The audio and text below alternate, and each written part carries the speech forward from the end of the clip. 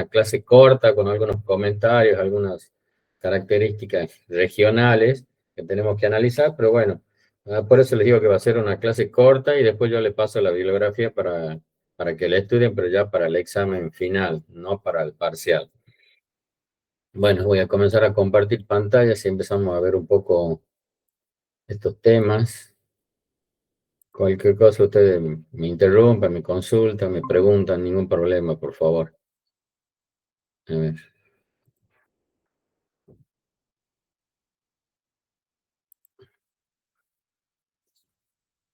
Bueno, como les decía, vamos a hablar ahora de la hidrología argentina. Y para referirnos a la hidrología tenemos que hablar básicamente de lo que es el clima de la Argentina, por la forma que tiene la Argentina, la superficie que abarca, en, digamos, una forma tan elongada, norte-sur, y un poquito más estrecha en el sentido este-oeste, es que justamente la ubicación de la Argentina respecto al Ecuador y respecto a los polos, sobre todo al polo sur, lo hace de estar en una situación intermedia.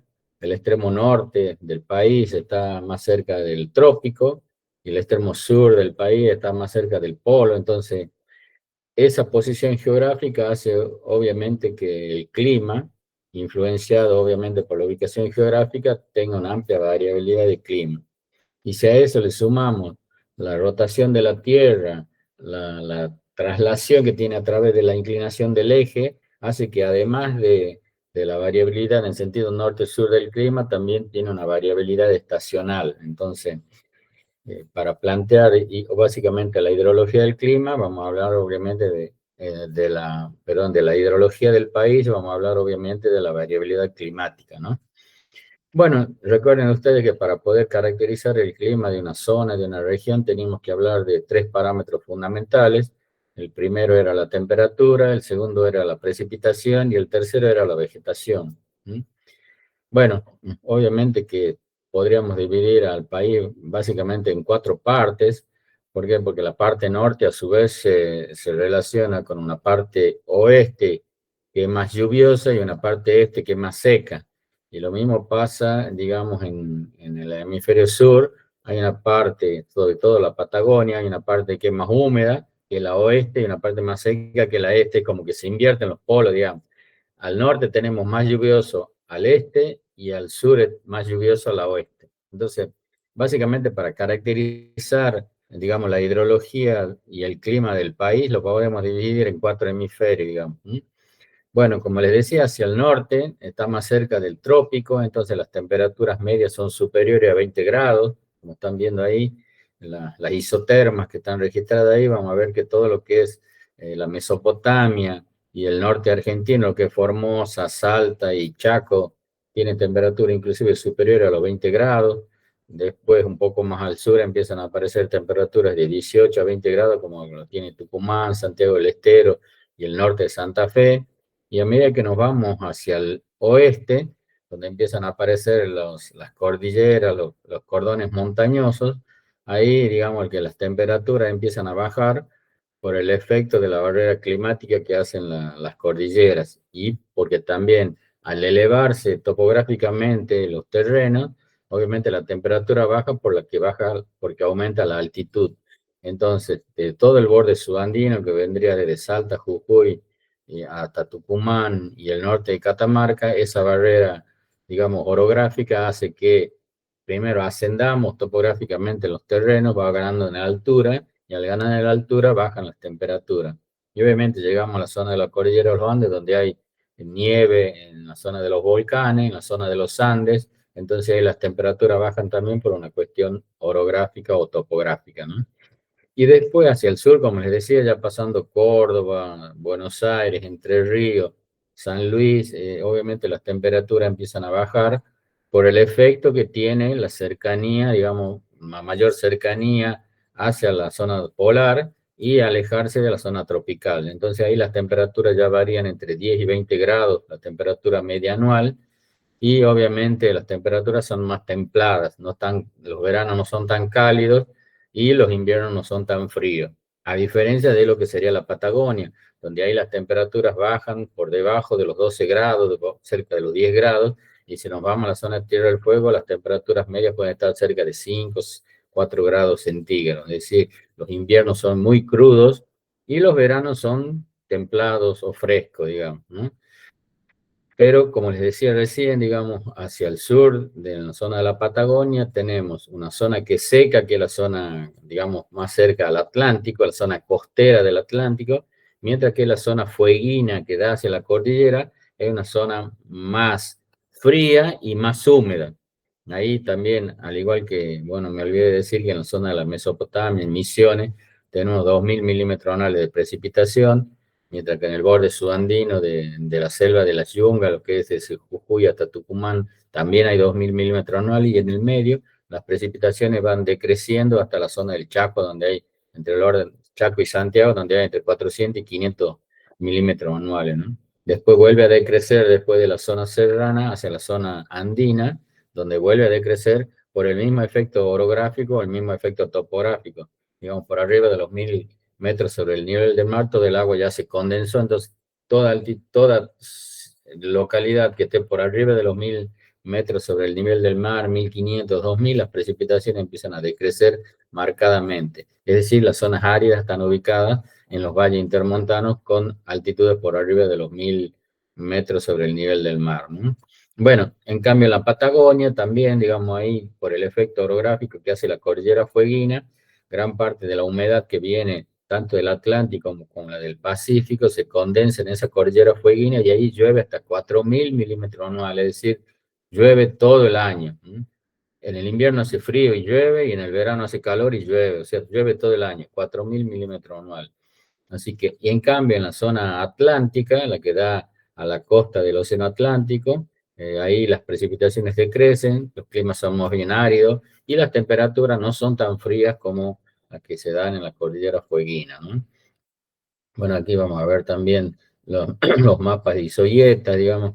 La isoyeta es las curvas que unen, las líneas tienen curvas de igual precipitación. Fíjense en la zona de la meseta misionera, 2.000 milímetros anuales.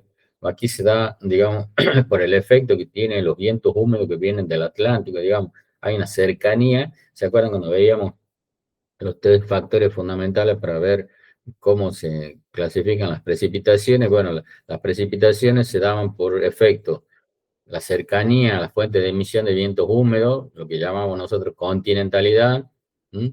La cercanía a la zona tropical o ecuatorial, que se da justamente el caso del norte argentino, está cerca de la emisión de los vientos húmedos y cerca del trópico, entonces tenemos temperatura alta y vientos húmedos que vienen del mar, entonces ahí se condensa y se da las lluvias más elevadas. Lo mismo pasa en el borde subandino de lo que sería la sierra subandina de Salta, Jujuy, Tucumán y Catamarca. En esa zona obviamente llueve entre 1.000 y 2.000 milímetros anuales. La Sierra de la Conquista en Tucumán llueve 2.000 milímetros anuales.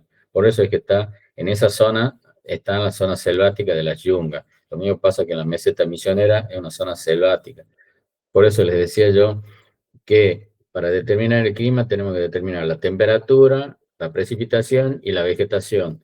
Temperaturas elevadas por arriba de los 20 grados es climas tórridos, precipitaciones por arriba de los 1.000 milímetros anuales son zonas lluviosas, y además va acompañada con una vegetación selvática, digamos.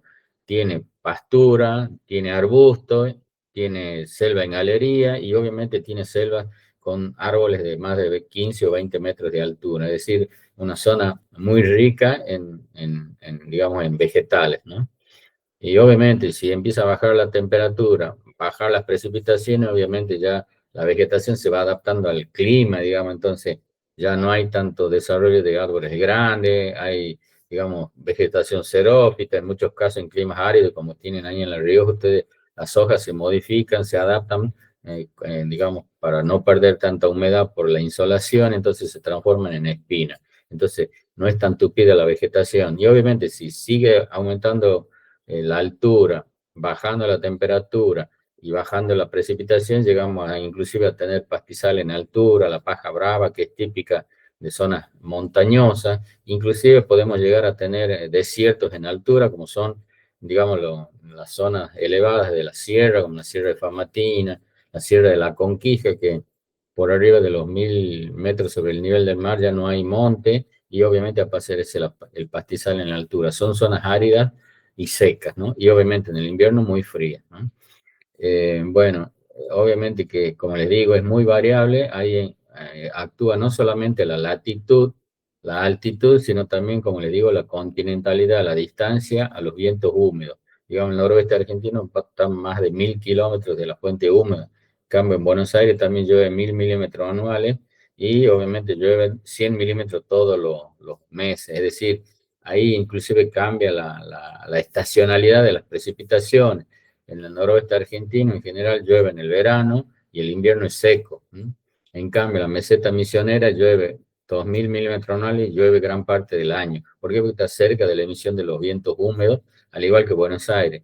Hay lluvias periódicas casi todos los meses en el orden de los 100 milímetros. Por eso es que también acompañando a esa característica climática, que acompañando que una topografía llana, todo lo que es la pampa húmeda, tiene buenos suelos, tiene buena disponibilidad de agua todo el año, entonces justamente coincide, digamos, con una zona de productiva, de mucha productividad agrícola, digamos, ¿no? De los grandes centros de cultivo, las grandes industrias están obviamente en la llanura pampeana, ¿no? Justamente porque tiene buenos suelos, tiene accesibilidad al agua y obviamente un clima templado todo el año, con lo cual se puede cultivar.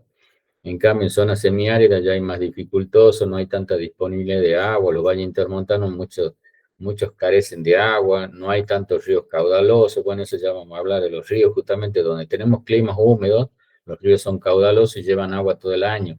No es casualidad que tenemos la cuenca del Paraná, la cuenca del Paraguay, la cuenca del Uruguay, el río de la Plata, todas las zonas más lluviosas, digamos, tiene ríos caudalosos y tiene agua todo el año, ¿no?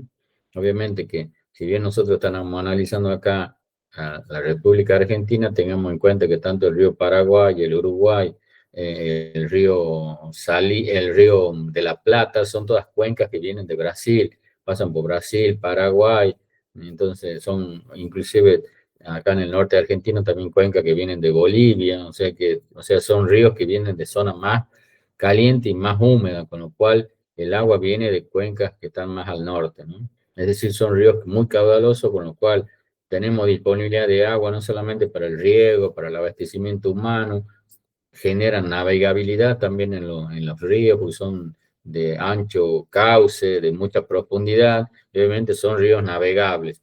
Y además, obviamente, recuerden ustedes que el hecho de que tener cuencas muy desarrolladas ha permitido de que estos países hagan presas para generar energía eléctrica, ¿no? O sea, otra de las fuentes de uso, además del uso de agua potable, el uso para ganadería, el uso para río, también tiene para generar energía eléctrica, ¿no? O sea que esas cuencas son de uso múltiple, ¿no? O lo que se llama también uso consultivo, es decir, se utiliza para varias utilidades, ¿no? Bueno, como les decía, a medida que nos vamos un poco más al sur, obviamente esas condiciones van mejorando. Entonces, si nosotros tenemos que clasificar los climas, así como clasificamos la cantidad de lluvia, la temperatura, obviamente tenemos una variabilidad impresionante de clima. Algunos son semiáridos, algunos son templados, algunos están más cercanos al océano, al otro son más mediterráneos. Y obviamente la presencia de la sierra hace modificar localmente esas características, ¿no? Así que por eso hay están coloreados en diferentes colores, los verdes son en general climas más templados, climas más cálidos, con mayor precipitación, los colores más claros, como el verde clarito en la zona chaqueña, los colores de verde clarito en la zona chaqueña, de un celeste, un verde muy tenue en la zona pampeana, es decir, características, digamos, dentro de esta gran zona que abarca la República Argentina, tenemos particularidades dentro de cada zona, ¿no? Es decir, para caracterizar, digamos, la hidrología, obviamente el clima de cada zona va a ser característico y obviamente va a ir poniendo su impronta, como les decía, ríos caudalosos, después vamos a tener ríos que se secan gran parte del año, que solamente llevan agua durante el verano y en el invierno se secan, y hay otras zonas que directamente no tienen cauces superficiales, solamente extemporáneamente, cuando cae una precipitación, el cauce lleva agua, ¿no? Pero se pierde a los pocos días o se infiltra.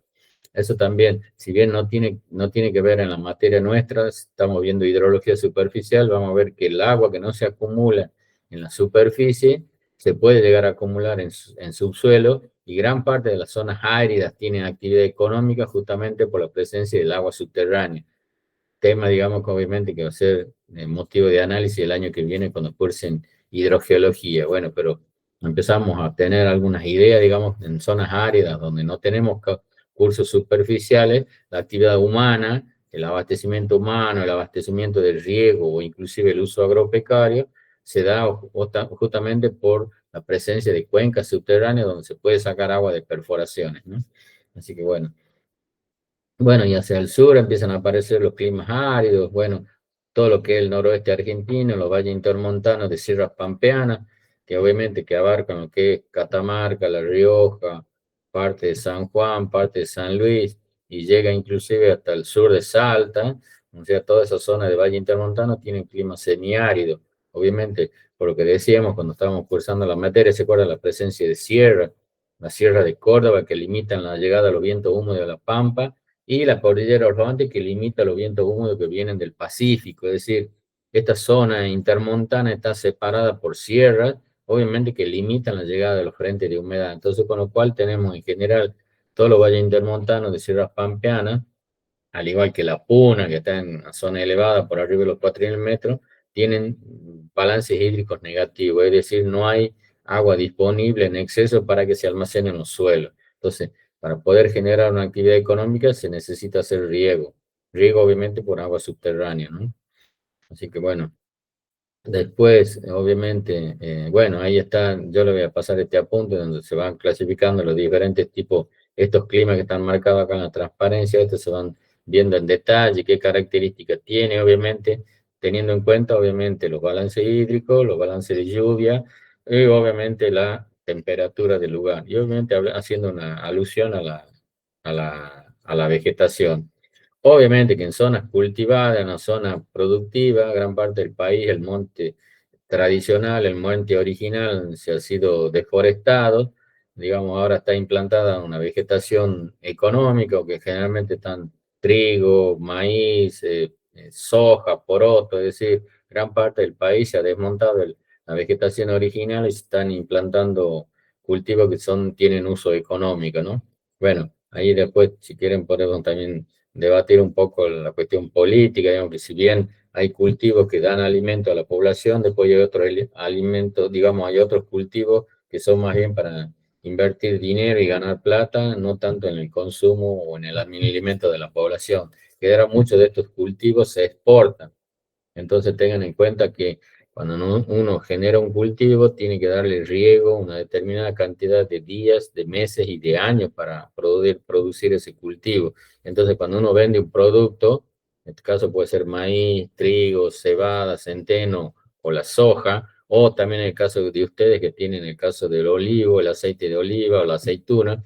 Recuerden que cuando vendemos esos productos, no solamente vendemos el producto en sí, el aceite o la fruta, sino también estamos vendiendo intrínsecamente un agua, un volumen de agua que se ha gastado para poder generar ese cultivo, ¿no?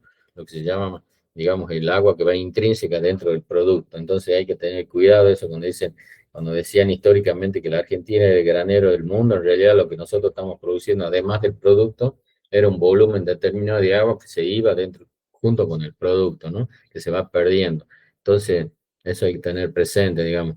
Una cosa es producir cultivo o alimento para la población y otra cosa producir un producto agrícola que sea de exportación y que no sea de consumo interno del país. Es decir, son muchos años de productividad de cultivos que generalmente la Argentina está exportando agua también, no solamente granos, ¿no? Así que bueno, eso es importante tenerlo presente.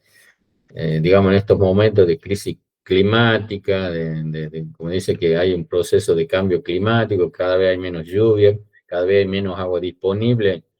Si usamos, digamos, el agua superficial y en zonas áridas el agua subterránea, que el agua subterránea de riego no compita con el agua potable que le damos a la población. Entonces, cuando empiece a faltar agua para la población, entonces empiezan a haber crisis, digamos, obviamente que los organismos tienen que definir, digamos, para qué se va a utilizar la poca agua que nos queda. Entonces, eso hay que tener presente y tenerlo bien en claro, digamos, ¿no? Bueno, entrando ya un poco a lo que ya habíamos adelantado, bueno, la cuenca más importante del país, obviamente la cuenca del río Paraná, o lo que se llama también Río de la Plata, el desagüe hacia el Atlántico, son cuencas muy desarrolladas, de mucha superficie, que abarcan muchos kilómetros cuadrados, inclusive, como les decía, que abarcan varios países, ¿no?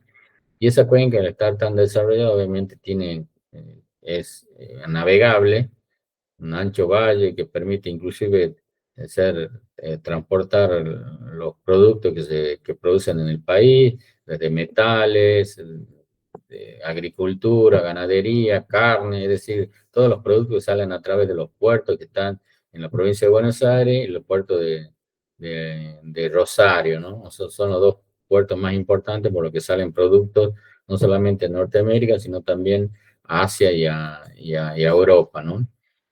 Obviamente la cuenca del río Paraná, obviamente que ahí, digamos, la cuenca principal, pero a esa cuenca desaguan como el río Bermejo, el río Pilcomayo, o sea, todos los ríos gran parte de los ríos caudalosos que vienen del norte argentino, desaguan a esa cuenca, es decir, son cuencas exorreicas, pero también en el país tenemos las cuencas cerradas, lo que se llaman también cuencas endorreicas. Las cuencas endorreicas del noroeste argentino en general están en la zona de los valles intermontanos, todo lo que es la puna. Hoy en día están muy conocidas porque está explotando el litio. Las salmueras tienen litio, en el noroeste argentino tienen litio, y todos los salares del norte argentino son cuencas endorreicas, es decir, ríos que drenan la cordillera de los Andes en época de nevadas, de lluvia, empieza a caer agua y drenan hacia una cuenca cerrada. Como no tiene salida al mar, se generan lagunas barreales y obviamente la insolación, la alta insolación que hay en esos valles hace que el agua se evapore y precipite en la sal. Y eso es un proceso que se está dando en tiempo geológico, es decir, hay sedimentos desde el terciario que están acumulando con sales. Y obviamente dentro de esas sales, además del cloruro de sodio, que es la tradicional, sulfato de sodio, sulfato de calcio, también la presencia de litio, cloruros de litio. Entonces, ese litio es el que se está explotando actualmente para generar, digamos, las baterías. La batería, se dice que en el futuro va a haber una transición energética de los hidrocarburos hacia las baterías, obviamente, bueno, si se quiere dar esa transición, digamos, energía hacia las baterías de litio, obviamente hay que producir litio a nivel mundial. Entonces, obviamente, está desarrollándose en el noroeste argentino la explotación del litio. Obviamente, como toda explotación minera, tiene su fluctuación económica. A veces está a un precio alto, a veces está a un precio bajo. Pero en general, digamos, si se llega a necesitar ese producto para generar las baterías de litio, obviamente que esa zona se está empezando a desarrollar y ya hay algunas plantas que están generando el carbonato de litio, que es el que se exporta a nivel mundial, ¿no? Bueno, esas cuencas son endorreicas, digamos, ustedes en el noroeste argentino, ustedes tienen la Laguna Brava ahí en el límite con La Rioja y Salta, ¿no? La Rioja y Catamarca, o sea, toda esa zona es una zona árida y obviamente es un ambiente de la puna. ¿No? Entonces ahí tienen cuencas endorreicas. Después también tienen cuenca endorreica hacia los barriales, digamos, ustedes tienen varios barriales, no tienen salida al mar, entonces, por ejemplo, todo lo que es los llanos semiáridos de La Rioja van justamente a los salarios, igual en el límite con San Juan, La Rioja, San Juan, están las lagunas Macasín, son zonas áridas, extremadamente áridos y obviamente con agua salada y zonas de salmuera y salares, ¿no? O sea, son cuencas endorreicas, no tienen salida al mar. ¿No? Y obviamente, como le decía, ríos importantes, el Belmejo y Pilcomayo, que pasan entre Paraguay, Formosa, Chaco, ¿m? El Bermejo que pasa por Salta, viene de Bolivia, o sea, el río Tarija, el grande Tarija que viene del norte, después en la zona de límite en Salta y Tucumán, bueno, ahí tenemos dentro de los valles intermontanos de Sierra Subandina, como les decía, ahí las precipitaciones son entre 800 y 1000 milímetros anuales, ríos que llevan agua todo el año, en esa zona, obviamente en Salta tenemos diques, o sea, el dique de Cabra Corral, que es un dique muy importante, digamos, el hombre hace inversiones, hace obras civiles justamente para almacenar esa agua y tener agua disponible todo el año, para, obviamente para la actividad productiva y obviamente también para el turismo, ¿no? Bueno, después que si nos volvemos más a la zona de Tucumán, ahí ya tenemos lo que se llama la cuenca del Salí Dulce, un río que viene desde Salta, pasa por el norte de Tucumán, atraviesa Tucumán de norte a sur, el río Salí, y después desagua a Santiago del Estero y después termina por Santiago del Estero y termina en el norte de Córdoba, en lo que es, digamos, la laguna de Mar Chiquita. Es también una cuenca endorreica, pero en el curso de ese escurrimiento el río es captado para obras civiles. En Tucumán hay un dique que se llama el dique frontal en el límite de Santiago y Tucumán, digamos. Es un río muy caudaloso que en el verano generaba inundaciones en Santiago del Estero y parte de Tucumán. Entonces se hizo el dique frontal justamente en el límite entre Santiago y Tucumán para nivelar ese río, almacenar agua y utilizar agua tanto para generar energía eléctrica como para el riego de los cultivos en Santiago del Estero. Es decir, un río que tiene agua todo el año. Tucumán tiene 25 ríos, todos caudalosos, obviamente drenan todo lo que es la cordillera de lo que se llamamos nosotros la Sierra de la Conquija, vendría a ser el borde pampeano y el borde subandino. En esa zona, al tener mucha precipitación, sobre todo en el verano, llueve entre 2.000 y 1.000 milímetros anuales, entonces los ríos tienen agua casi todo el año. Y todos a su vez van a drenar al mismo cauce que el río Salí. Entonces la desembocadura del río Salí en el límite con Santiago del Estero son ríos muy caudalosos que en el verano generan inundación y se inundan pueblos y ciudades en el sur tucumano. Entonces, para evitar ese problema, se hizo el dique frontal de Termas del Río Hondo. Y sea, allí se regulan los caudales, parte del agua se genera para energía eléctrica, parte para el riego de la zona llana de Santiago del Estero. Y obviamente, al regular los caudales, se puede evitar la inundación de las zonas bajas, ¿no? ¿Cuál es el problema? Bueno, gran parte de Tucumán tiene mucha actividad económica, industrial, hay ingenios, hay papeleras, hay empresas mineras debajo de la lumbrera, es decir, tiene su planta de filtros en la llanura tucumana.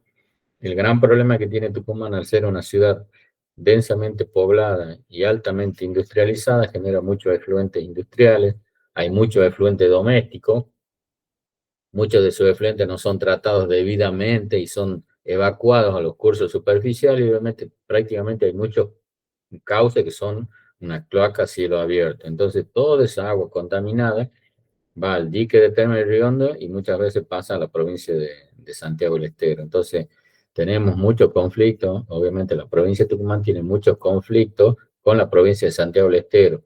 Porque recuerden ustedes que el agua es un bien público.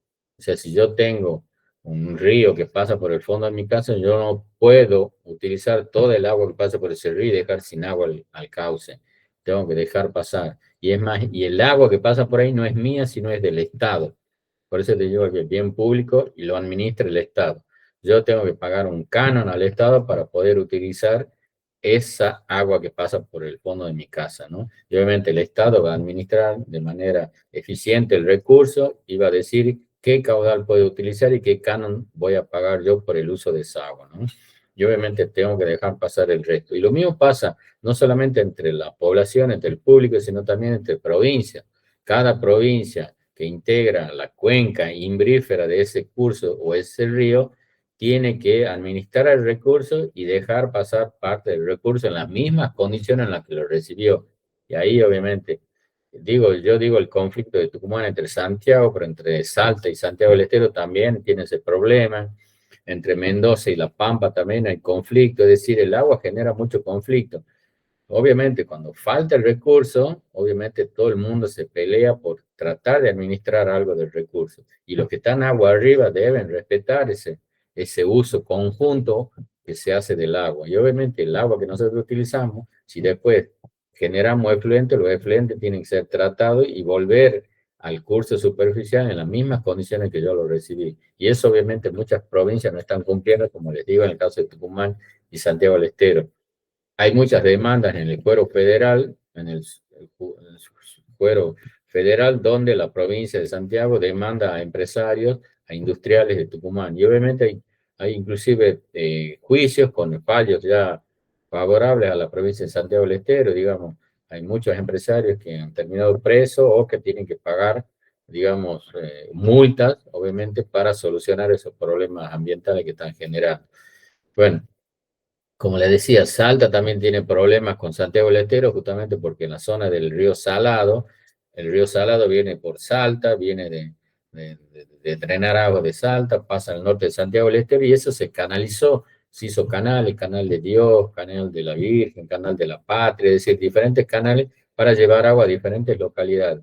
¿Cuál es el tema? Que cuando ya escurre por la provincia de Salta, muchos productores de granos, de cultivos en Salta, la van captando al agua, van generando tomas superficiales y obviamente cuando escasea el agua, casi toda el agua queda retenida en Salta y dejan sin caudal a los canales de Santiago del Estero. Entonces hay otro conflicto de la provincia de Santiago con la provincia de Salta. Es decir, siempre el agua genera conflictos, ¿me entienden? A veces esos conflictos son regionales, como les digo, y a veces son locales, digamos, entre productores entre sí, digamos, que se roban el agua. Generalmente en el campo, cuando hay productores pequeños, se forman cooperativas, o sea, cooperativas para manejar el agua que sale de un determinado arroyo. Lo captan, hacen tomas y de ahí se van distribuyendo a través de canales agua arriba, agua abajo, para ir haciendo riego de diferentes parcelas. Es decir, hay canales que se van ramificando y obviamente llevan agua al riego de alguna finca. Yo digo riego en general, pero también se utiliza para abastecer el ganado, ¿no? Ganado caprino, el ganado equino, es decir, el ganado vacuno, es decir, la productividad en general. Por eso se dice agropecuario, tanto de animales como de plantas. Y obviamente los que están agua arriba tienen la ventaja de ir recibiendo primero el recurso y obviamente si no se regula, si el Estado no regula o la cooperativa que administra ese recurso no regula, obviamente puede generar conflictos, sobre todo cuando el agua escasea, digamos, agua arriba tiene la posibilidad de regar más y obviamente dejar menos hacia abajo. Entonces genera conflictos, muchas veces han llegado hasta el enfrentamiento, digamos, a tiros, inclusive ha tenido que intervenir la policía, es decir, el agua siempre genera conflictos.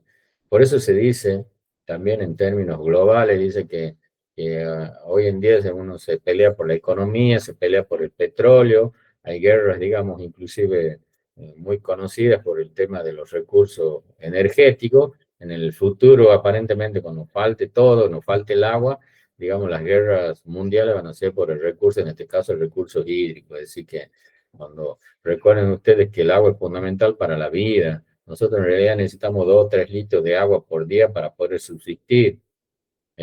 Generalmente en las ciudades nosotros gastamos entre 300, 400 y en algunos casos 700 litros por habitante día. Es decir, derrochamos muchas veces volúmenes importantes de agua que otros sectores, otras zonas, inclusive del mismo país, de la misma provincia, no tienen acceso al agua. Entonces, muchas veces nosotros no nos damos cuenta y estamos derrochando un recurso que otra gente necesita para subsistir, ¿entiendes? Entonces, eso es fundamental, digamos, ese derecho al agua para poder subsistir es un derecho inalienable, digamos, fundamental para la vida. Así que en eso tenemos que tener conciencia nosotros también, tratar de economizar, inclusive en nuestra casa, no derrochar el agua, porque si tenemos en cuenta que nosotros con agua potable lavamos los pisos, lavamos el auto, regamos las plantas, es decir, ¿me entiendes? Y obviamente potabilizar un metro cúbico de agua es carísimo y obviamente todo eso le cuesta al Estado, ¿me entienden? Y bueno, así que eso hay que tener cuidado. En la medida que empieza a haber crisis de agua,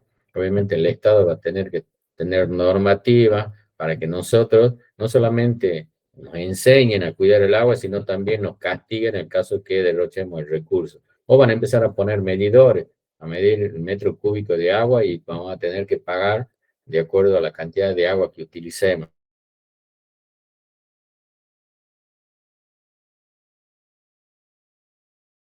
Están subsidiados el agua potable, digamos, se paga por superficie servida y no por metros cúbicos consumidos, así que en ese sentido hay que tener cuidado si este tema de, como les digo, de cambio climático en aumento y cada vez tenemos menos agua, obviamente vamos a llegar a un momento que va a haber crisis y nos va a golpear, digamos, muy seriamente la falta de agua, ¿no? Así que bueno, es un poco tomar conciencia también de eso, ¿no? Bueno, y después, como les digo, hay ríos que son muy caudalosos hacia la zona atlántica, y después hay ríos que son temporarios hacia la zona subandina, y obviamente hacia la zona árida de la Puna, prácticamente son ríos cauce seco gran parte del año y solamente llevan agua cuando llueve, ¿no? El caso de Córdoba, que bueno, al estar en la vertiente que da a la zona atlántica, tiene río Tercero, río Primero, río Segundo, río Cuarto, es decir, tiene muchos ríos, al igual que la provincia de Tucumán, digamos, y gran parte del año llevan agua, con lo cual los cordobeses tienen muchas represas, muchos diques, o sea, cada uno de estos ríos tiene una captación superficial, tanto para uso humano, para uso de riego y obviamente para generar energía eléctrica, ¿no? O sea que, en cambio, todo lo que es la zona a sotavento de esos vientos húmedos, estamos toda en la zona árida de San Luis, San Juan, La Rioja, Catamarca, son zonas áridas donde los ríos no llevan agua gran parte del año, ¿no? Bueno, ahí obviamente que podemos hablar también de lo que es la vertiente atlántica y la vertiente pacífica. Argentina tiene una pequeña porción de vertiente pacífica, obviamente en la zona de la cordillera Fueguina, digamos, todo lo que es los lagos y la cordillera Fueguina, que está bien al sur de la Patagonia, tiene una vertiente que da al Océano Pacífico. Es decir, no toda la Argentina tiene vertiente al Océano Atlántico, ¿no? Es decir, drena la mayoría al Océano Atlántico, pero hay una pequeña parte que drena hacia el Océano Pacífico, ¿no? Bueno, ya hablamos de lo que el río de la Plata es el más importante, ¿sí? Y todos los afluentes del Plata son los ríos más importantes del país, digamos, ¿no? Bueno, además, digamos que si tenemos que superponer las unidades geomorfológicas, digamos, ¿por qué? Porque las unidades geomorfológicas básicamente van a almacenar gran parte del agua subterránea que se puede infiltrar en esos ambientes, digamos. Tenemos todo lo que es la llanura, sería Chaco Pampeana, que está en punteado, digamos, hay una llanura muy amplia donde se da en general la zona más productiva del país, y en esa zona, obviamente, al ser una zona de llanura, los sedimentos son más bien limoloésico, limo arcilloso, algunos niveles arenosos sobre los cauces. Y en general, como son cuencas muy largas que vienen de Bolivia, y vienen de Brasil, vienen de Paraguay, obviamente, gran parte de esas cuencas llevan material gravoso, arenoso, hasta limo arcilloso. Dependiendo de la época del año, pueden depositar sedimentos finos cuando están en estiaje y de sedimentos arenosos cuando están en mayor caudal, ¿no? Sobre todo en la época de verano y comienzo del otoño, ¿no? Y después, obviamente, a la zona serrana, donde ya empiezan a aparecer valles intermontanos, vamos a tener abanicos aluviales pegados a la sierra. Esos abanicos aluviales son reservorios importantes de agua subterránea.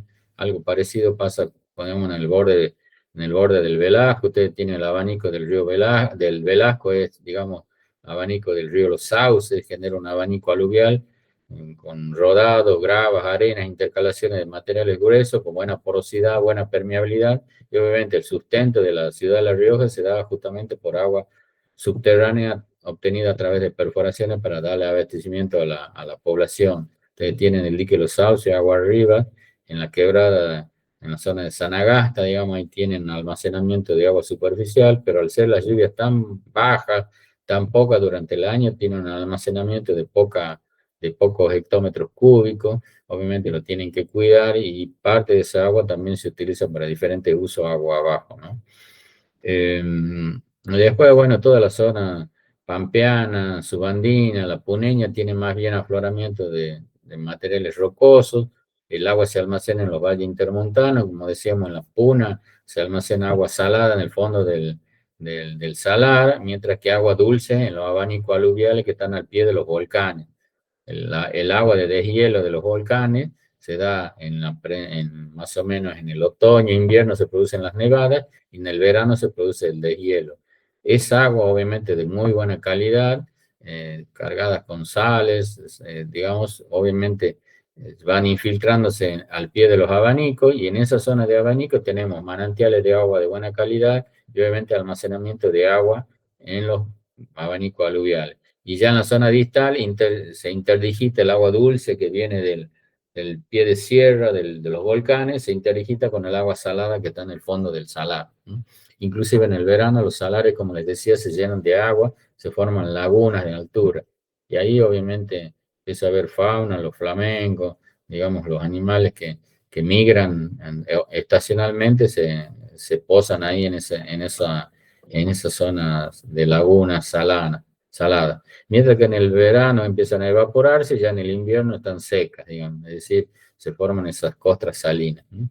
Y algo similar le pasa a ustedes, digamos, en los barriales de Sierra Brava, digamos, la Sierra Brava hay una zona de salares, de lagunas que puede tener ocasionalmente agua en el verano, mientras que en el otoño e invierno se seca.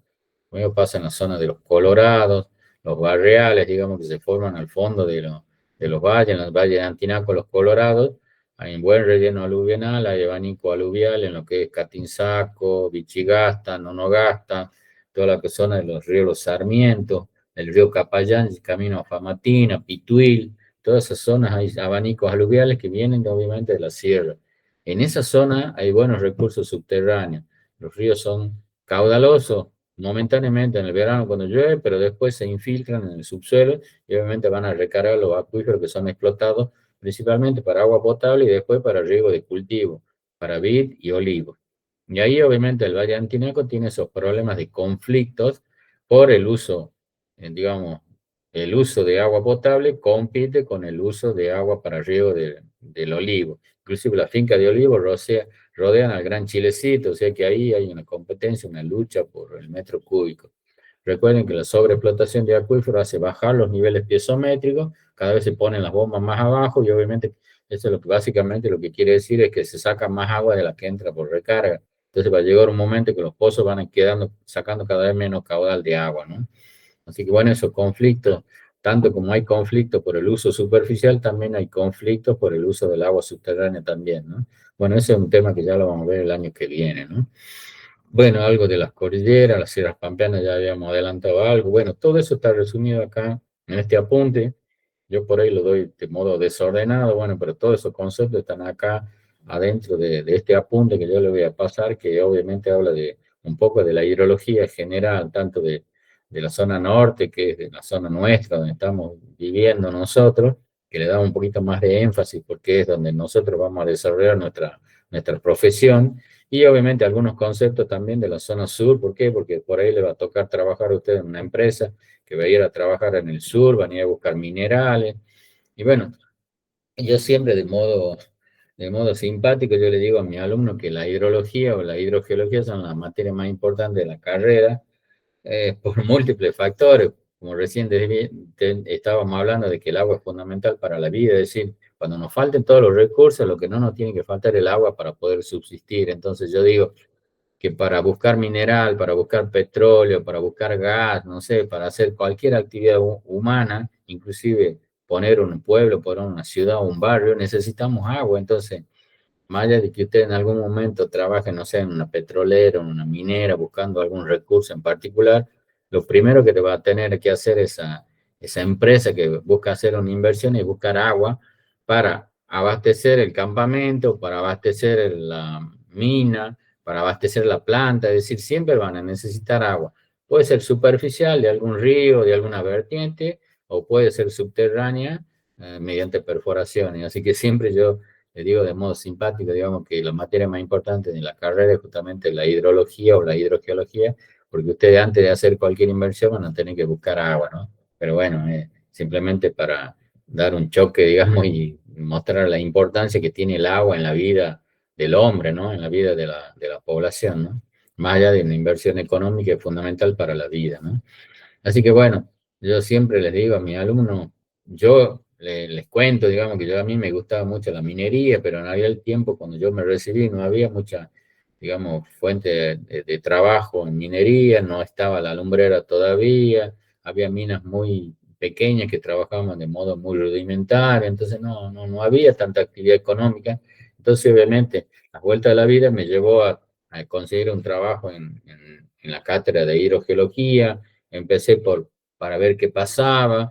Uno siempre que se recibe quiere trabajar y bueno, comencé con hidro y bueno, la vida me llevó y terminé echando raíces en hidrología, pero siempre pensando que la hidrología es importante para cualquier actividad económica. Entonces, más allá de que ustedes puedan trabajar en minería, en petróleo o en otras cosas, en geotecnia, en lo que sea, siempre por ahí van a requerir conocer, digamos, características para hacer un pozo, para hacer una obra civil, para hacer una toma. Es decir, siempre de alguna manera van a necesitar tener conocimientos de alguna de estas disciplinas de la hidrología, ¿no? Bueno, ahí dentro de este apunte también van a ver algo relacionado a la hidrogeología, que si bien va a ser un tema que lo vamos a desarrollar el año que viene, es importante saber, digamos, que hay materiales, hay formaciones geológicas que tienen capacidad, porosidad, permeabilidad y tienen esa capacidad de almacenar agua, ¿no? Obviamente, esos balances hídricos que nosotros analizamos en esta materia nos van a servir el año que viene para saber en esas zonas donde nosotros vamos a analizar, primero tenemos que analizar la geología del lugar, qué unidades geológicas hay, qué materiales hay, si es grueso, si es fino, si es sedimentario, si es granítico, si es metamórfica, para ver qué capacidad petrofísica tienen esos materiales, para ver si tienen porosidad, permeabilidad para almacenar agua, ¿no? Entonces, además del factor climático que estamos viendo en hidrología, después vamos a ver las cuestiones geológicas, cuestiones petrofísicas de esas unidades para ver qué capacidad tienen esos ambientes geomorfológicos que estamos viendo recién para almacenar agua, ¿no? Y bueno, ahí vamos a ver en la llanura chaco-pampeana, que como les decía recién, son sedimentos predominantemente medios a finos, materiales limosos intercalados con materiales arenosos.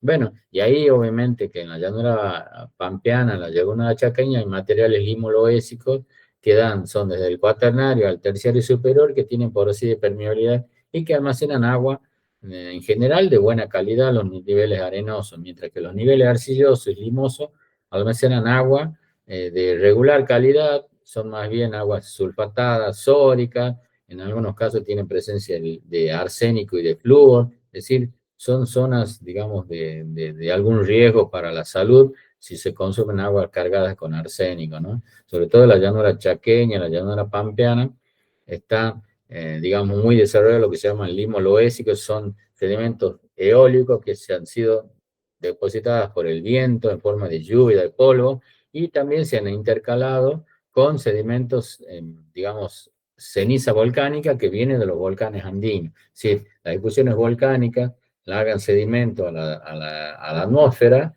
y después los vientos hacen movilizar esa ceniza que después cae junto con el polvo. Y esa ceniza volcánica en general está cargada con vidrio volcánico. Y el vidrio volcánico tiene arsénico y tiene flúor. Bajo ciertas condiciones hidroquímicas, sobre todo en pH alcalinos, cercanos a 8, ese vidrio es atacado por las soluciones alcalinas, disuelve el arsénico, disuelve el flúor y lo incorpora al agua. Entonces, cuando la gente en la llanura, en el campo, hace un pozo cavado y saca agua de la freática, en general está a veces sacando agua cargadas con elementos que son elementos trazas, elementos minoritarios, que tienen proporción muy pequeña, digamos, muy baja concentración, pero sin embargo son dañinos para la salud del hombre, ¿no? Si uno consume agua por 20, 15 o 20 años de agua con agregado de arsénico, ese arsénico que está en microgramos se va incorporando a los tejidos y cuando llega a una cierta concentración de arsénico, flúor en los tejidos, obviamente puede dar daños a la salud, pues sobre todo el arsénico es cancerígeno, ¿no? Y el flúor, obviamente, el flúor reemplaza al esmalte de los dientes. El flúor, digamos, intercambia el calcio, el flúor reemplaza al calcio en el esmalte de los dientes, y obviamente los dientes se manchan de color marrón, ¿no? Entonces, el flúor no es venenoso, no nos morimos de fluorosis, pero sí afecta a la dentadura. Es decir, el exceso de flúor produce que los dientes se tornen quebradizos. Es muy fácil que se quiebren los dientes con fluorosis, ¿no? Obviamente, el flúor en condiciones, en concentraciones bajas es favorable a la salud de los dientes, pero en exceso es dañino, ¿no? Y ese problema se da en toda la llanura chaqueña. Y en algunos sectores de Valle Intermontano también hay presencia de flúor, ¿no? En la Puna también, donde hay litio, como digamos el flúor y el arsénico vienen de fenómenos volcánicos, todo lo que son las rocas volcánicas aportan litio, aportan flúor, aportan boro y obviamente aportan arsénico también. Es decir, que vamos a ver que el agua, al escurrir por esas formaciones geológicas, va disolviendo parte de los elementos que tiene. La meteorización ataca los minerales y obviamente va liberando en algunos casos arcilla y en algunos casos iones, ¿no? Cationes o aniones que se van incorporando al agua. Es decir, si nosotros analizamos un agua, tranquilamente podemos averiguar la historia química que ha tenido, el contacto que ha tenido el agua con esas formaciones, ¿no? O sea, hidroquímica también, así como la geofísica, son dos ciencias fundamentales, auxiliares que nos permiten a nosotros ver cómo evolucionar el agua en esa cuenca o cómo evoluciona el agua en esa cuenca hidrogeológica, en ese subsuelo, ¿no? Bueno, después ya el año que viene vamos a ver con más detalle cómo se llaman esas unidades, esas formaciones. Formación es el nombre que nosotros le damos a esa unidad geológica, le damos una edad, le damos entidad, le damos litología, le damos origen. Es decir, en general los geólogos le damos un nombre, digamos, a esa unidad y justamente para reconocerla entre pares, ¿no? Entre geólogos, ¿no? Bueno, eso lo vamos a ver el año que viene. El Pampeano, el Puelche son unidades geológicas que se dan en la llanura pampeana. El Pampeano es el cuaternario y el Puelche es el Plioceno, el terciario superior. Son unidades relativamente modernas que tienen sedimentos sueltos y obviamente al tercer sedimento suelto tienen porosidad y permeabilidad. ¿Mm? Es decir, en general los mejores acuíferos se dan en unidades que son del cuaternario y del terciario superior. Después hay unidades que son del Mioceno, que en general el Mioceno del noroeste argentino tiene origen marino, un marino litoral, entonces al ser marino y ser litoral tienen sulfato, tiene carbonato, tiene yeso, es decir, son formaciones que tienen sales. Y obviamente el agua que entra en contacto con esa formación en general son saladas y a veces obviamente son amargas, tienen, inclusive no llega a ser potable, ¿no? Pero bueno, en general formaciones más antiguas, en general tienen en teoría mayor salinidad. Bueno, pero hay unidades que son antiguas como el basamento, que está meteorizado, está fallado y aclasado, podemos llegar a obtener agua de manantiales o agua de perforaciones en formaciones antiguas que estén meteorizadas, como los granitos. Los granitos meteorizados dan lugar a un regolito, un suelo poroso, permeable, que es arenoso, gravoso. Y el agua de zonas graníticas es agua de baja concentración de sales, ¿no? Es decir, en general, las rocas cristalinas aportan baja concentración de sales porque no son solubles. En cambio, formaciones sedimentarias con niveles arcillosos, con niveles salinos, pueden tener niveles de calizas, yeso, anhidrita, inclusive cloruro de sodio. En Tucumán, el Mioceno, hay la sal celusal, no sé si ustedes la usan ahí en Salta, ese paquete de sal, digamos que en general tiene colores naranja, azules y blancos, esa se produce acá en Tucumán, a 80 metros de profundidad dentro del Mioceno, nosotros le llamamos formación Risalí, y esa formación en la llanura pampeana se le llama formación Paraná. Esa formación tiene bancos de caliza, bancos de yeso, bancos de anhidrita y algunos bancos de sal de roca. Entonces, el agua meteórica se infiltra en esa formación, disuelve parte de la sal y obviamente en una planta de celusal que queda en la zona del Timbo de Tucumán se saca salmuera de esa formación que está a 80 metros. Se hacen perforación y se saca salmuera, obviamente para producir el cloruro de sodio. Esa agua se la tira en pileta, se la deja evaporar y una vez que se evaporó en esa pileta se saca el cloruro de sodio y se lo procesa industrialmente para empaquetar, obviamente, la sal de mesa que utilizamos. La sal fina y sal gruesa se saca de esa planta de celusal, digamos. Es decir, las unidades geológicas pueden constituir acuíferos, ya veremos, los acuíferos son formaciones que pueden almacenar y ceder agua con facilidad. Y después hay otras formaciones que son acuitardos o acuíferos, son formaciones que almacenan agua y de las cuales se le puede sacar agua de muy dificultad porque son sedimentos muy finos, limo, arcilloso, donde el agua queda retenida eléctricamente, es decir, hace mucha retención. Entonces esa formación no son tan explotables económicamente porque se le saca poco volumen de agua. Y en general, como les digo, son las formaciones arcillosas o las formaciones de unidades más viejas como la del Mioceno, ¿no? Bueno, después, bueno, vamos a ver que en la meseta misionera, digamos, como tenemos afloramiento de rocas volcánicas, los basaltos de Paraná, digamos, de la zona de Brasil, el Plato del Paraná es un gran volcán, digamos, que generó la depositación de coladas de lava cuando se estuvo abriendo el Océano Atlántico. Así que ese digamos, macizo volcánico, digamos, está aflorando en la zona de Misiones. Obviamente, al estar aflorando, no tenemos relleno sedimentario casi, con lo cual no hay explotación casi de agua subterránea en la meseta misionera, digamos. En general se explota agua superficial o agua de la zona alterada del basalto. Lo que sí hay en la Mesopotamia es lo que nosotros conocemos como el famoso acuífero guaraní, que es un acuífero que está en materiales del Triásico, digamos, ese basalto del Paraná. Por debajo del basalto está lo que se llama las arenas de Botucatú. Son una arena cuarzosas, una arena cementada, que como son del Triásico, son formaciones compactas que están fracturadas, es decir, están fracturadas, tiene una porosidad y una permeabilidad secundaria, es decir, que se ha producido después de la depositación y de la cementación, es decir, esa porosidad obviamente al estar, en este caso, en la zona de la Mesopotamia, esa arenisca están a 800 metros, entre 600 y 800 metros por debajo del basalto, entonces, en Argentina el acuífero Guaraní está a 800 metros y de ahí se sacan aguas termales. Toda la zona de la Mesopotamia hacen perforaciones para obtener agua termal y obviamente utilizarla de modo turístico, para balneoterapia, es decir, para terapia de los enfermos, de los que tienen reuma, de los que tienen dolor de cuerpo, es decir, se utiliza con fines turísticos. En cambio, lo que en Paraguay y en Brasil, el acuífero Guaraní está a poca profundidad, 100 a 200 metros se saca inclusive agua potable. Se explota agua potable en la zona de Paraguay, de Uruguay, inclusive en algunas partes de Uruguay. Se saca agua para abastecimiento humano porque es agua dulce. En cambio, en Argentina, como es una zona de borde de cuenca, una zona distal de la cuenca subterránea, es agua evolucionada que viene recorriendo miles de kilómetros desde Brasil y desde Paraguay. Entonces, y obviamente, como está a 800 metros, son aguas muy evolucionadas. Recuerden que la salinidad del agua va aumentando en la medida que va circulando por el subsuelo.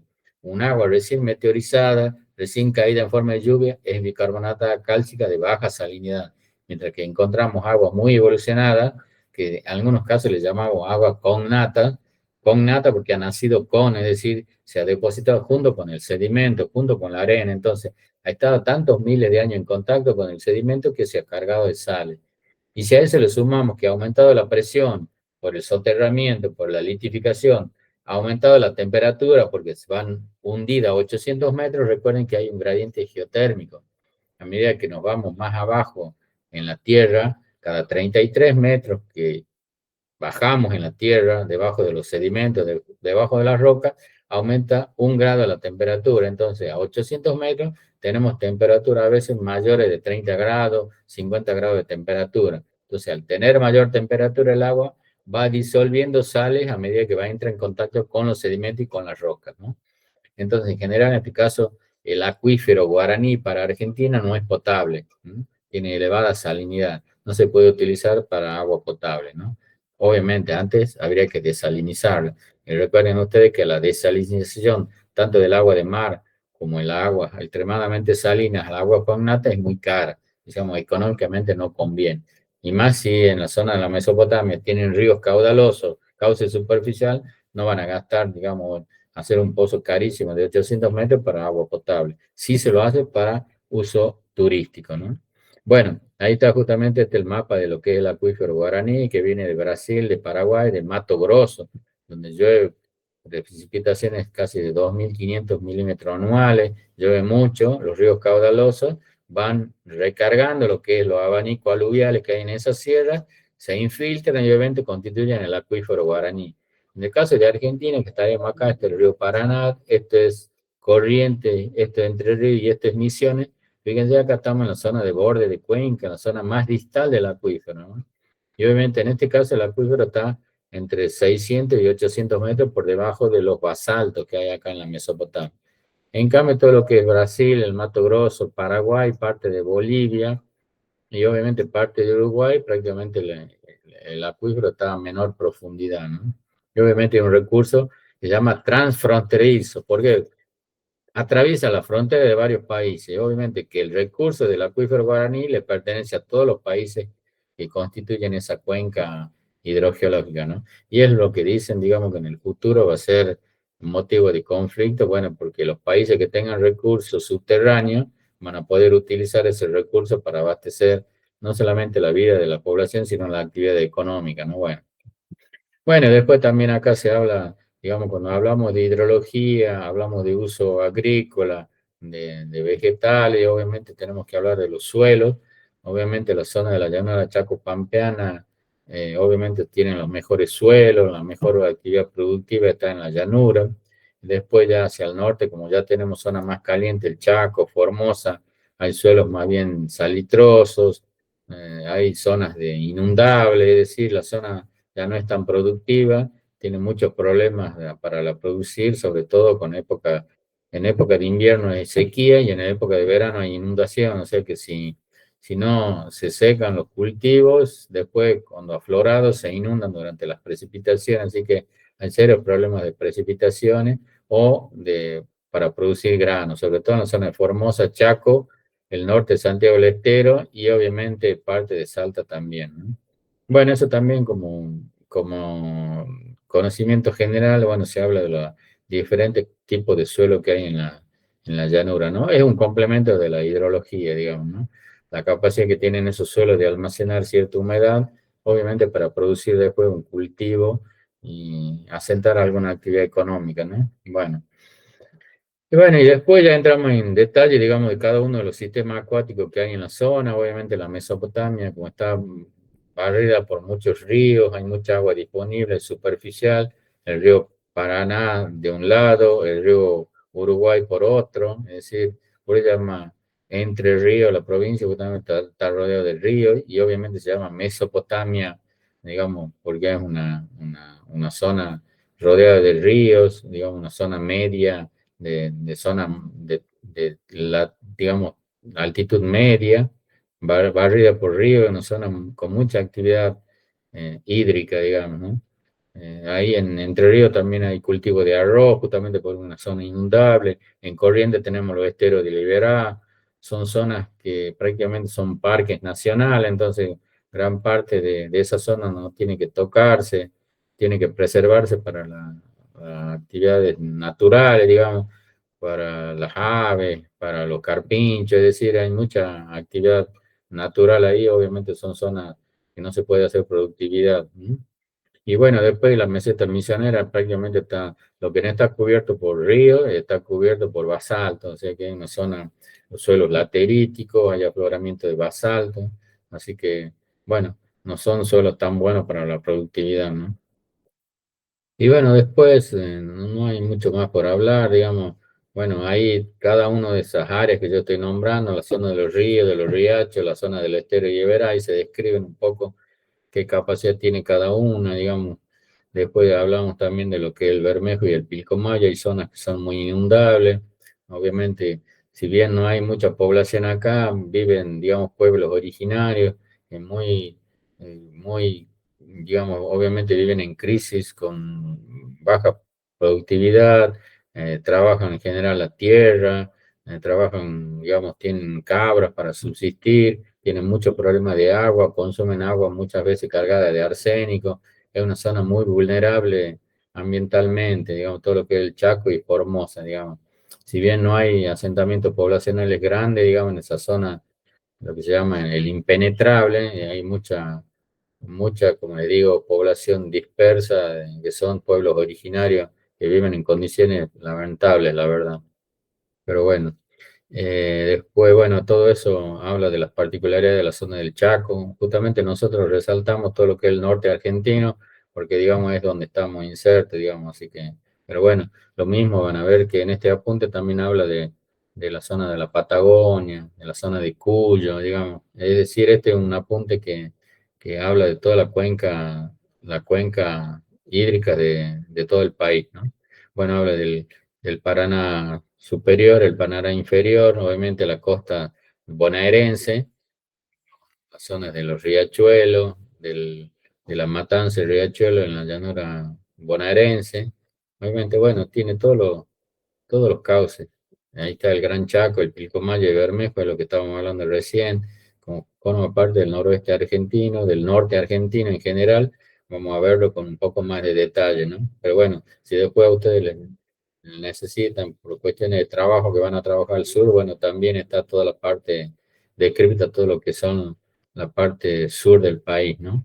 Bueno, y acá en el norte, obviamente, como tienen descubrimiento superficial todo el año, muy importante, obviamente se hace la descripción de la cuenca, qué superficie tiene cada una de las cuencas, cuál es el caudal que escurre durante el año, es decir, el hidrograma de cada uno de estos cauces, es decir, tenemos acá, podríamos nosotros, si tuviéramos más tiempo para hacer práctica, podríamos hacer el hidrograma de cada una de estas cuencas, fíjense, porque está representado los metros cúbicos de agua que pasa en una estación aforadora en cada una de estas cuencas, digamos, decir, podríamos hacer el hidrograma de estas cuencas, ¿no?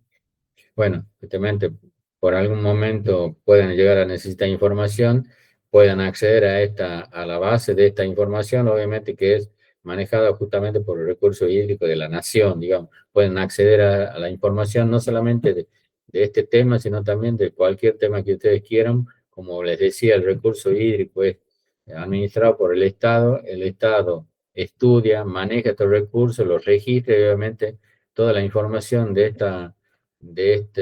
estos ríos está disponible obviamente en los organismos públicos, ¿no? Así que bueno, ese apunte yo se lo voy a pasar y después me gustaría que vean también, digamos, que hay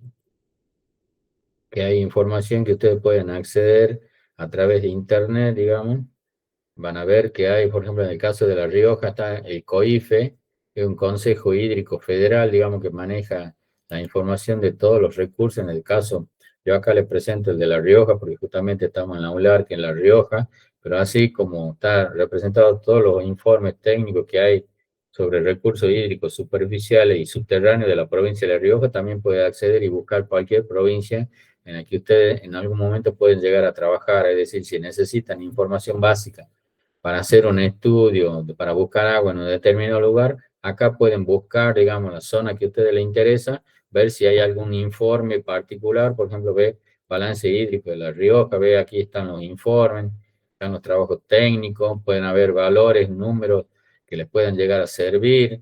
Así que bueno, generalmente cuando uno va a estudiar una zona, tiene que buscar los antecedentes que hay en ese sector. Y bueno, en el caso que ustedes trabajen en La Rioja, tengan que hacer su tesina, tenga que buscar datos geográficos, buscar datos de la hidrología o datos climáticos, pueden recurrir a estos organismos donde van a encontrar, digamos, información que está almacenada y está obviamente digitalizada. ¿Ves? Justo miren acá aparece algo de arsénico y flúor, nitrato en Antinápolis, Colorado, La Rioja, ¿ves? Hay un informe completo, ¿eh? O sea que pueden acceder a estos informes, a estos trabajos publicados, digamos, y pueden acceder a información que científicos han ido trabajando años anteriores a nosotros y obviamente van almacenando esa información. Y ustedes con el nuevo trabajo que puedan llegar a hacer, complementar la información que están almacenada acá, ¿ven?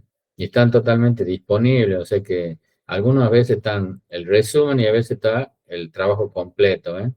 Inclusive hay trabajos, fíjense, que han realizado, digamos, investigadores de la facultad, digamos, obviamente pueden acceder, a veces está la ficha nada más y a veces pueden ustedes, digamos, consultando con los organismos públicos, inclusive pueden llegar a tener el informe completo con los resultados, ¿no? Para hacer alguna publicación o para hacer algún trabajo como una tesina o buscar algún recurso, en este caso, específicamente tanto agua subterránea como agua superficial, ¿no? Es decir, estos organismos provinciales o nacionales almacenan toda la información disponible, ¿no? Y ahí está, digamos, las características, dónde pueden recurrir, dónde se ha publicado, y en algunos casos está digitalizado, en algunos casos pueden acceder a esa información, ¿no? Bueno, no más que eso, bueno, yo les pongo acá de La Rioja, como les dirán, vean, toda la información está digitalizada, gran parte de esta información, o pueden recurrir también, ustedes tienen, antes estaba el INACRAS en San Juan, que era toda la parte de Cuyo, y hoy en día ustedes tienen en la Secretaría de Recursos Hídricos, ahí en la provincia de La Rioja, también tiene una biblioteca donde están almacenados todos estos informes, están en papel, ¿no? Inclusive trabajo, información de perforaciones que veremos el año que viene, también las carpetas técnicas de los pozos están ordenadas alfabéticamente ahí en la biblioteca ¿eh? Pueden recurrir, digamos, a esa base de datos, digamos, ¿no? Bueno, y así, como les digo, cada uno según la zona que ustedes tengan que trabajar, fíjense, hay algunos casos de estudio geofísico, estudio geológico, estudio hidrogeológico, estudio hidroquímico, hidráulico, es decir, toda la información está almacenada ahí en esos organismos públicos. Como les digo, como el agua es un recurso público, la administra el Estado almacena toda la información que se va recabando a lo largo de los años, ¿no? Y bueno, eso no sé, no tendría nada más para decirle. Yo le voy a pasar, obviamente, los apuntes de este tema para que ustedes después lo revisen. A ver, acá también tenía algunos apuntes también que lo voy a pasar, ve justo todo esto que había hablado está resumido acá en un pequeño apunte, una guía de clase justamente de los vientos húmedos, de dónde vienen, del Atlántico, del Pacífico, y obviamente eso genera que la Argentina tenga diferentes climas. Bueno, todo lo que expliqué acá está resumido en este apunte, que yo lo voy a pasar para que ustedes lo lean. No solamente el clima, la temperatura, las precipitaciones están más o menos sectorizadas, los balances hídricos, los climogramas de cada sector, uno de Córdoba, otro de diferentes lugares, habrá Pampa en el Jujuy, es decir, Salta y Jujuy en la zona árida, es decir, vemos un poco las características tan variables que tiene el clima en la Argentina, ¿no? Y obviamente las reservas de agua están supeditada, como le decía, al acuífero guaraní en el tema subterráneo, a los cursos superficiales del Paraná y el Uruguay, y después obviamente todas las cuencas subterráneas que tenemos en la zona árida y semiárida, digamos, todos los acuíferos son, como dicen normalmente, la reserva de agua del mundo. Cuando ya contaminemos todos los cursos superficiales, la gran reserva para la humanidad va a quedar en el agua subterránea. Así que bueno, esa es la idea. Esos conceptos lo veremos el año que viene cuando cursen hidrogeología, ¿no? Bueno, y ahí en este apunte también están algunos de esos diques que estuve nombrando hoy día, Carva Corral, el Frontal, bueno, todos los ríos, los diques que hay en Córdoba, los diques que hay en el Cuyo, en todo lo que es Neuquén, bueno, nosotros nos referimos prácticamente a los del norte porque son una zona de influencia, pero si ustedes quieren pueden tener información de todos los diques que hay a nivel nacional, ¿no? Bueno, ahí está un poco representado los diques que están generando energía eléctrica en el país, ¿m? Y bueno, además de la actividad humana, turística que pueden producir, también puede producir energía eléctrica, ¿no? Bueno, no tengo más que decir, es simplemente eso. Ya les paso, una vez que corte con ustedes, les mando los apuntes de este tema y bueno, nada más, digamos. Ya para la próxima clase nos va a quedar hacer el parcial. Ustedes me dirán si están disponibles para el próximo viernes. Podemos juntarnos, no sé, a las 9 de la mañana y hacerlo de modo oral como lo hicimos al anterior. Eh, Profe, sí, avísenle al... eh, Sí, dime, Franco. en el parcial entrarían evapotranspiración, escurrimiento e infiltración. Correcto, esos tres temas. Bien, Sí. Y este perfecto. tema de hidrología argentina va directamente para el examen, ¿no? Ah, bien, este es para el final del último tema. Para el Bien, final, sí, sí, tranquilo. listo, listo. Bueno, bueno, Franco, Mica, avísenle a Lulú nomás. Gracias, Bueno, que profe, anden bien, chicos. Buen fin de gracias, buen fin semana. de. Chao, chao. Gracias.